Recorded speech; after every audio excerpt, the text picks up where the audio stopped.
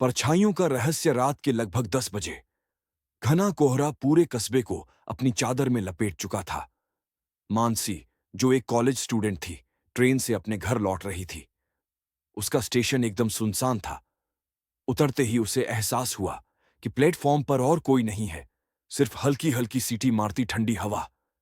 Station से घर तक का रास्ता कच्चा और थोड़ा सुनसान था।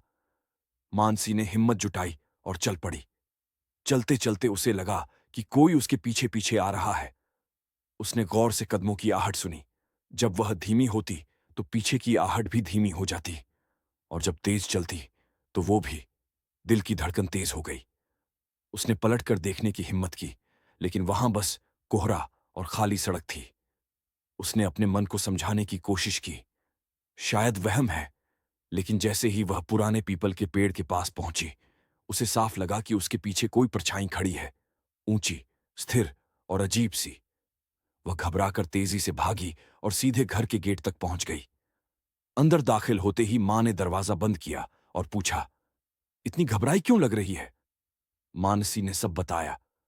मां ने गंभीर चेहरे से कहा, यही वजह है कि मैं तुझे इस रास्ते से अकेले आने को मना करती थी। मानसी हैरान रह गई। क्या वजह? मां धीरे से बोली, आज से ठीक 5 साल पहले इसी रात इसी पीपल के पास एक लड़की की रहस्यमयी मौत हुई थी।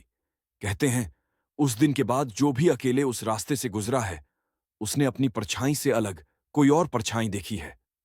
मानसी का दिल जम सा गया। वह खिड़की से बाहर देखने लगी।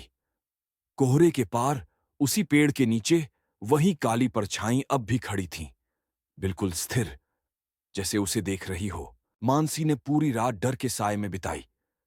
अगले दिन उसने पीपल के पेड़ के पास जाने का फैसला किया, असल सच जानने के लिए। वो दोपहर में, जब वहां भीड़ थी, पेड़ की छांव के पास गई। तभी गांव के बुजुर्ग बंसीराम आए। उन्होंने बताया, बेटा, पेड़ के नीचे कई साल पहले किसी ने एक गुप्त बॉक्स गाड़ा था, जिसके बारे में सिर्फ वही लड़की जानती थी जिसकी मौत हुई थी। मानसी ने गांव वालों की मदद से उस स्थान की खुदाई की। वहां एक पुराना लॉकेट मिला, जिसमें एक छोटी सी चिट्ठी थी, सच जानने की हिम्मत करने वाले असली दोस्त के नाम। मां की आंखों में आंसू आ गए। वो लड़की मां की बचपन की दोस्त थी और उसके परिवार की एक गुप्त सच्चाई से जुड़ी थी। तभी पेड़ के नीचे अचानक वहीं परछाई फिर दिखी, लेकिन इस बार परछाई डरावनी नहीं थी। वो मानसी की तरफ बढ़ी, हल्के स्वर में बोली, तुमने मेरी आत्मा को आजाद कर दिया।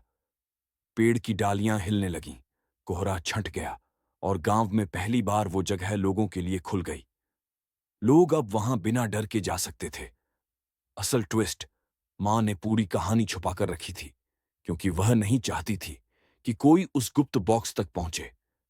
वह डरती थी कि परिवार का सच खुल जाएगा।